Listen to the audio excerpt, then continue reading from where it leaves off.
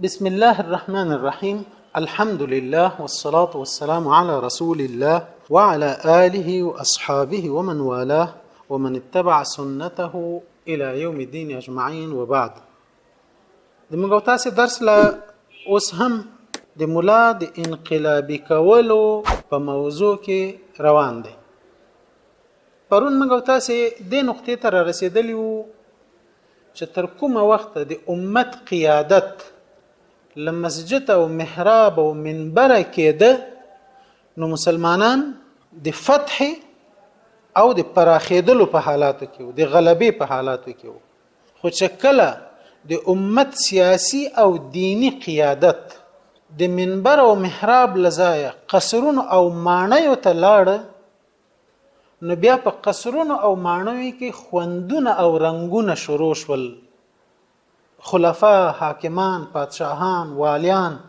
مسئولین دا بیا په خوندونو او په رنگونو اخته شول. د تکلیفونو، د زحمتونو، د فتوحاتو، د غزواتو، د جهادونو روحیه ورکی کمزور شو او مړه شو. او چې بیا کله ولسونه لدوی نه بیرته دا مطالبه کړي چې ته د ما حاکم یې، ته د ما دین راوساته، د ما وطن راوساته، د ما اخلاق او معنوي ارزښتونه راوساته، د ما نظام راوساته، او په دوی کې به دغه د ساتنو ورتیا نه ده او لسونه په خلاف راپورته شوي، نو بیا په ځای دی چې دغه د خوندونو او رنگونو خاوندان حاکمان لخپل ولس سره تفاهم وکي، به لاس غزولای ده او چاته دښمن ته لاس غزولای ده چې دښمنه ته اوس راشه ما تقویه کړه د چا په مقابل کې، د خپل ولس په مقابل کې. دغه څه شوی کنه، دا یو تاریخي واقعیت دی چې په زلونو تکرار شوی دی. د صلیبي جګړو نه نیولې بلکې تر هغه هم مخکې او تر دانه نه پورې دا نننی حاکمان د چا په مټو قوي دي، د خپل ولسونو په مقابل کې د دښمن د کفر د دښمن په زور باندې قوي دي. دښمن چې زی دا وایي ما مزه پایڅو پورې کلک نه خته وي ما چاته پرې دي. دا خلک ما یا مې په شپږ ورځو کې خوري یا مې په شپږ میاشتو کې خوري، بس د دې شپږو عادت نه نوځي. نو قیادت په اسلام کې سیاسی قیادت او دینی قیادت د موږ تاسو په دین کې دا دواړه باید له یو جهت سره وي. چې هغه کوم جهت ده؟ دینی جهت. دغه دینی جهت ته که موږ د مولا په نامه باندې تعبیرو، که د شیخ په نامه تعبیرو، که د امیر المؤمنین په نامه تعبیرو، که د شیخ الحدیث په نامه تعبیرو، او که د دینی مصلح په نامه تعبیرو، خو د رجوع یا د مرجعیت د څه شي ته؟ دین ته، شریعت. کله چې انحراف واقع شوی دا په هغه وخت کې واقع شوی چې سیاسی قیادت د یو چا لاس ته ورغلی او دینی قیادت لبل چا سره پاتې. بیا دغه سیاسی قیادت لدی ویری چې د دینی قیادت د پکړو محدودیتونه ونه لګي او په هر څه کې امر نهي ورته ونه کوي او د حلال او د حرام او د روا او د ناروا حدود دی ورته بیان نه کوي، وای نه ټاکي. نو بیا څه چل کړی؟ هر وخت کوشش کړی چې دینی خلق د حاکمیت او د سیاست او د قیادت له مجال نه لري وساتي. دغه څه شوی کنه، څوک محکوم کړي دي، څوک په زندانونو کې اچولي، څوک په درو باندې وهلي دي، څوک تبعید کړي دي، څوک بدنامه کړي دي، په چا د وینا بندیز لګولای ده، د چا په خلاف عوام خلک راپورته کړي دي. د څه لپاره؟ ترڅو د دغه دینی جهت تأثیر او مصداقیت داسې کمزور او متضرره کی چې د طغیان مخه ونه نیولای شي. دا پیښه په تاریخ کې مسلسله شوې ده. خو کله چې بیا مولا بیرته انقلابی شوی دی، په دې معنی چې مولا بیرته خپل اصل ته رجوع کړي او بیرته هغه مبدا ته ګرځېدلی چې د امت سیاسی قیادت او دینی قیادت باید بیرته دین ته او صاحب دین ته راجع شي. نو بیا دې مولا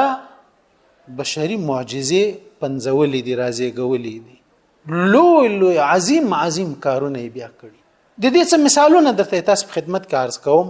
چې کله مولا بیرته سیاسي شوی په دغه مروجه سیاسي معنا نه چې ما مخکې تاسو په خدمت کې عرض کړی د زنده‌باد او مرده‌باد نه، د دین د حاکمیت روحیه بیرته په دکې چلیدلې، بیرته د رسول الله صلی الله علیه وسلم، د ابو بکر رضی الله عنه، د عمر رضی الله عنه، د عثمان او د علي رضی الله عنه، د معاویه رضی الله عنه او د اسلام د نور عظما او خلفا او خلکو چې دین یې حاکم کړی او د حاکمیت لپاره یې دین خپل مرجعیت ګرځولای، دغه نهج ته راګرځیدلې د مولا خپل انتوایت نه راوتلې ده، په ځان کې لور کېدل نه راوتلې ټولنه ته، نو بیا د مولا عظیم کارونه کړی دي. یو څو مثالونه زه د تاسو په خدمت کې عرض کوم. کله چې تتاریانو اسلامي نړۍ لاندې کړه، له مغولستان نه د سره روان شو په خراسان، او له خراسان نه بیا خراسان، او د خراسان نه بیا ایران، او بیا پسې عراق، او په عراق کې په لکونو خلکو وژل، علم تباک، فرهنګ تباک، د مسلمانانو یا د مسلمانو علماو د بغداد د کتابخانو دومره کتابونه د دجلې سیند ته ورواچول چې تر یوې میاشتې پورې د دجلې د سیند اوبه د بغداد له ښاره ښکته تورې روانې وې، سپینې به ورته راتلې، دلته به د کتابونو سیایي له ځان سره اخیسته چې پاڼې به یې لمدې شوې وي، اوبه به توربخونې ښکته روانې وي. او بیا دغه تتاریانو په بغداد باندې بسنه ونه کړه، شام ته لاړ، او له شام نه بیا پسې مصر ته اراده وکړه چې مصر هم تسخیر کی او اسلامی افریقا دا هم تسخیر کی. حکام د دوه مقابله نشو کولای، سیاسيون د دې مقابله ته نه ټینګېدل، امت بیزړه شوی و ځکه چې جرأتمن قیادت یې نه درلوده. بیرته بیا یو مولا را پیدا شو، هغه هم حکام ته زړور کړ، د الله دین او نهج ته بیرته راوګرځول، د اسلام د قیادت او د حاکمیت روحیه پکې وروچلوله، ولسونه را بیدار کړ او خپل ترشا کې نه ناسته، په مقدمه الصفوف، په اولو صفونو کې دی په خپل وو. یو څوک د امام ابن تیمیه رحمت الله علیه په نامه باندې، امام ابن تیمیه رحمت الله علیه بزینی فقهی افکار او نظریات داسې وي چې د یو برخه نور علماو به ورسره علمی اختلاف وي، خو په دغه کار کې چې د تتاریانو په مقابل کې امت را بیدار ک، حکام یې ودرول، خپل د مقابله صف ته راوته، په دې کې د هیڅ چا ورسره اختلاف نشته، او ټول بالاجماع وایي چې دا نر کار کړی ده. عز ابن عبد السلام رحمت الله علیه لوی عالم تیر شوی دی، هغه هم دغه ډول د امت په بیداری کې، د امت پر راویښولو کې د یرغلګرو په خلاف په تاریخ کې مهم رول ادا کړی. که د مخکنیو مثالونو نه تیر شو راشو د خپل زمانه یا د نږدې ماضی مثالونو تراشو، نو کله چې اروپایانو اسلامی نړۍ لاندې کړه په استعماري زمانه کې، افریقا هم ونیوله، آسیا هم ونیوله، عربي نړۍ هم ونیوله، یوازې افغانستان او یوازې د حجاز خاوره داسې وه چې د ډېرې مودې لپاره د دوی تر تسلط لاندې پاتې نشوه، که څه هم یرغلونه او توطیې په خلاف ډېرې عملي شوې، د ډېرې مودې لپاره پاتې نشول، دلته انګریزان د دوی تسلط ورکې ټینګ نشو، باقي مانده که فلسطین و، که عراق و، که مصر و، که د هند نیمه وچه و، که په افریقا کې نور هیوادونه و، که تونس و، که لیبیا و، که الجزایر و، که موريتانیا و، که مثلا المغرب و، که سودان و، که سومال و، که چاد و، که نایجیریا و، چې دا څومره اسلامي ممالک و، او که په جنوب شرقي آسیا کې د مالیزیا او د اندونیزیا او حتی د فلیپاین چې وروسته نوم فلیپاین شو، مخکې د دې نوم فلیپاین نه و، مخکې د مسلمانانو هیواد او مسلمانان الته پکې په ډیره برخه باندې حاکم و، د دوی خپل دین او تمدن الته ورکه حاکم و. دغه بیا یو څوک د فلیپ په نامه باندې د اسپانیې یو پادشاه دغه سیمه تسخیر کړ، نو بیا خپل نوم ور باندې کې خو د فلیپاین شو. چې کله اسلامی نړۍ د اروپا د تسلط لاندې راغله، اروپایانو دلته ډیر بدلونونه راوستل، د دې لپاره چې د دوی په خلاف ولسونه بیرته راپورته نشي، تعلیمي نصابونه بدل کړل، نظامونه بدل کړل، قوانین بدل کړل، د ټولنې جوړښت بدل ک، مرجعیتونه د ټولنې بدل کړل، حاکمان یې ورته بدل کړل، د ټولنې معنوي او اخلاقی ارزښتونه یې بدل کړل، د زور لاره، د تزویر او د تشویق لاره، د ارعاب لاره، د زندانونو لاره، په علماو باندې د محدودیتونو د وضع کولو لاره، د علماو د وژلو، د توهینولو، د سپکاوي لاره په ځینو ځایونو کې اروپایانو 200 کال تیر کړ، ځینو ځایونو کې 100 تیر کړ، په ځینو کې 1.5 سل تیر کړ. د یادولو نقطه پکې دا ده چې د مسلمانانو سیاسي حاکمانو او عسکري حاکمانو چې دینی روحیه نه درلوده او دینی مرجعیت ته تر ډیره قانع نه و قائل نه ور باندې هغه په ځای دی چې مقاومت وکړي دوی ته لاسونه پورته کړل، تسلیم شول، ورته د دوی په صفونه کې ودرېدل، د دوی سره جوړ جاړی راغی، ولسونه د دوی لپاره تسخير کړل. د انګريز او د مستعمر وینای په خپل ژبه پښتو، فارسی، عربي، کردي، ترکی باندې د ولسونه ته واوروله، د وسیط رول اجرا. په دغه زمانہ کې د استعمار په زمانہ کې هم په شروع کې او هم په پای کې د اسلامی امت ځینې علما دا سره پیدا شول چې هغه بیرته د سیاسي او عسکري قیادت واګي هم تر لاسه کله څنګه چې د دینی او روحاني او معنوي قیادت واګي تر لاسه و. دغه خلک یو څو نمونه د تاسو په خدمت کې عرض کوم. کې د اسلامي نړۍ د المغرب نه شروع کونو شیخ عبدالکریم خطابی په نامه باندې یو عالم راپورته شو. هغه بربر مسلمانان او عرب مسلمانان دا راپورته کړل د فرانسویانو په مقابل کې، د اسپانویانو د فرانسویانو په مقابل کې. همدارنګه شیخ عمر مختار یو عالم دینی روحاني شخصیت د ایټالویانو په مقابل کې راپورته شو. د صحرا زمری تاسو به دغه په اړه باندې معلومات لرئ. په تونس کې شیخ عبدالکریم خطابی راپورته شو، په سودان کې د شیخ سنوسی حرکت راپورته شو، په مصر کې امام حسن البنا رحمت الله علیه دی راپورته شو. د دوی ترمنځ به زمانی تفاوت وي، څوک بلګ مخکې څوک بلګ وروسته، خو مشترکه نقطه د دې ټولو ترمنځ دا و چې باید د مستعمرینو په خلاف ولسونه راپورته کړی شي او ولسونه په دینی روحیه راپورته کړی شي او په دې خاطر راپورته کړی شي چې په دې خاورو بیرته اسلام حاکم شي. نو یو ځای شیخ عبدالکریم خطابی راپورته شو، یو ځای کې بیا امام حسن البنا رحمت الله علیه راپورته شو، شیخ سنوسی راپورته شو. په فلسطین کې شیخ عز الدین قسام راپورته شو، د انګريز په مقابل کې شیخ عز الدین قسام راپورته شو. په هند کې شیخ الهند رحمت الله علیه او د شاګردان دوی راپورته شول. په الجزائر کې دو نور علما، یو الشیخ بشیر الابراهیمی او بل الشیخ ابن بادیس، دا راپورته شول. په افغانستان کې جهادي قیادت یا د مستعمرونو په خلاف باندې عسکري قیادت کې علماو مهم ځای درلوده. حاکمان، سیاسی حاکمان چې دوی د تل لپاره د انګريز سره په جوړجاړي کې چلیدلی وو. امیر عبدالرحمن خان او حبیب الله خان او المسی امان الله او دغه بیا ورسته سم د انګريز په لار باندې روان شو. کتر دې مخکې دوست محمد خان او شیر علي خان او دا ټول د انګريزانو سره په یو ډول تفاهم کې چلیدلی وو. ملت ته دغه څه د منلو نه وو. ملت خپل اعتماد په علماو باندې وکاو. په علماو کې لوی لوی علما د افغانستان راپورته شو او نجم الدین اخونزاده د هډې صاحب اخونزاده چې ورته وای دا راپورته شو، مولا مشکل عالم راپورته شو. په اسلامي تاریخ د افغانستان په د معاصر تاریخ کې چې څومره اسلامي نمونه تاسو وینئ یا د علماو دا په دغه روحیه راپورته شوی خلک دي. کله چې دوی راپورته شول په دوی باندې ولسونه اعتماد وکاوه او د مقاومت رخ بدل شو د یو ډول قومي او سیاسي جګړو نه جهادي او دینی جګړو. دغه جهادي او دینی جګړو ولسونه نورم راويخ کړل، نورم څپان کړ د حرکت او بل اخره انګريزان، اسپانویان، فرانسویان، ایټالویان او حتی په مرکزی آسیا کې چې روسان، تاجکستان، ازبکستان، قزاقستان، ترکمنستان، آذربایجان، چچنیا، انګوشیا، تتارستان، کریمیا دا ټول نیولي وو. په دغه ټولو کې علما راپورته شول او دغه علماو په ولسونو کې د ازادۍ او د اسلام ګرایي د روحیه تقویه کړه. نتیجه دا شوه چې مستعمرونو د دوی په مقابل کې د مقاومت تاب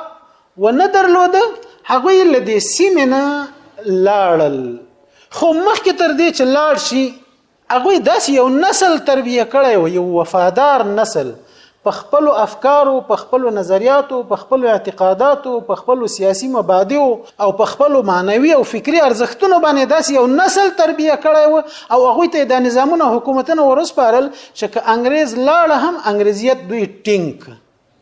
که فرانسوي لاړه فرانسویت ټینګ، که روسي لاړه روسیت دوی ټینګ. امغه روسي قوانین، امغه فرانسوي قوانین، امغه انګريزي قوانین، امغه اسپانوي قوانین، امدغه امریکایي قوانین، په مجموع کې د غرب قوانین د په اسلامي نړۍ باندې حاکم پاتې شول. او هغه علما چې د ولسونو جهادي قیادت یې کړو د دوی په خلاف د نو حاکمانو توطئه شروع کړي، ځینې ووژل، ځینې بدنام کړل، ځینې په زندانونو کې واچول، په ځینې محدودیتونه ولګول، د ځینو سره غدر وکاوه. که څه هم چې دا علما په اخلاص باندې د دوی سره ولاړول یا دوی په هغه وخت کې د اخلاص مظاهره او نمایش کړي چې علما سره ولاړول، خو دا چې دوی د انګريز له جام او بس کلی وي او دوی د پراګماتیزم یا د نفعیت د عقیده خوندان و. پراګماتیزم یا نفعیت د انګريز یا د غربیانو دا عقیده ده چې هغه وایي په هر هغه څه کې چې د ما ګټه ده د حلال ده. حل او حرمت دا وی په وحی پورې اړه نه لري، دا په څه پورې اړه لري؟ په ګټه پورې، چې ارڅ کې د ما ګټه ده هغه حلال.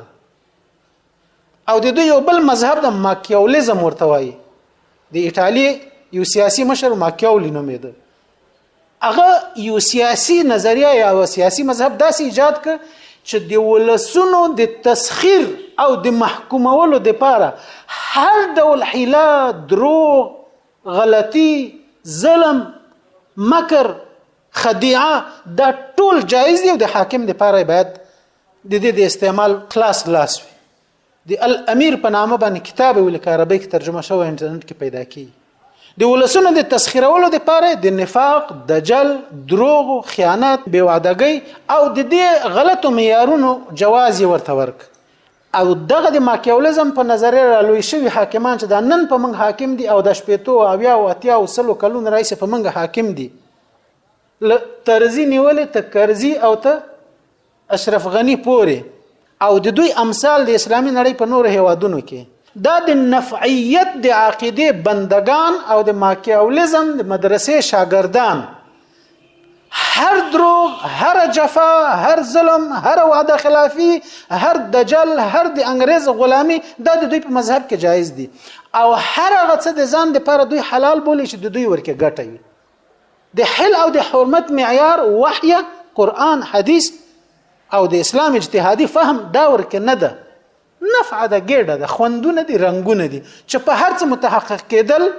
هغه روا، ولو که هغه د میلیونونو انسانانو وژل هم وي، ولو که هغه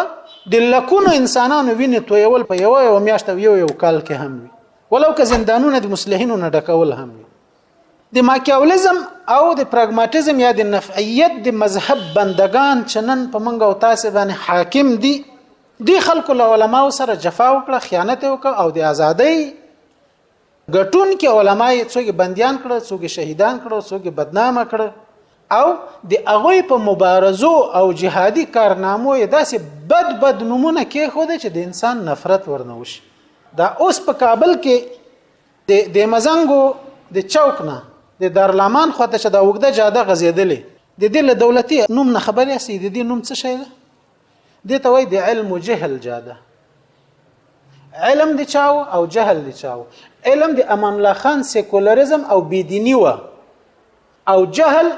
د مولا عبد الله جهادي پاتسون په پکتیا او جنوبي کې چې د بيدنۍ په خلاف باندې راپورته شوی و، ولسونه ور سره راپورته شوی و، تر 100,000 لخر درلوده. امان الله خان ورنه وویرید او د زپلو لپاره له روسانو نه 10 تیاری یا 12 تیاری راوغوښته او پکتیا او خوست او زرمت او په دې شاوخوا کې د لخر بمبار کړي، 10,000 شاوخوا کسانی ووجل او د دې قیادت خلک ختم کړل. د بیا د خپل مبارزه وګڼله د چا په خلاف باندې؟ د جهل په خلاف. د مولا عبدالکریم یا د مولا عبد الله قیادت چې دوی په مولا اعلان باندې تعبیري، ځکه دغه په ګوډه و، دغه قیادت، دغه اسلام غوښتنه، دغه شریعت غوښتنه، دغه دین پالنه، دغه جهاد، دغه قرباني، دغه ازادي غوښتنه دا جهل او د سیکولریزم، د بيدینی، د اسلام نه بغاوت، د غرب سره پیوندکاری، د فحشا او رواجول، د شریعت مخالفت دا د علم. دغه ډول کارونه دوی وکول او دا چې ورسته بیا د دو خلکو په خلاف څوک راپورته شول او د دوی فتنه لمنځه وړه د افغاني جهاد په شکل کې او اوسنی د طالب د جهاد په شکل کې دا بیا د مولا د انقلابیت یو بل فصل او باب دی چې د دې په حقایق او عمده نقاط باندې به ان شاء الله سبا خبره وکړو نن به په امدې ځای بس سبحانك اللهم وبحمدك اشهد ان لا اله الا انت استغفرك واتوب اليك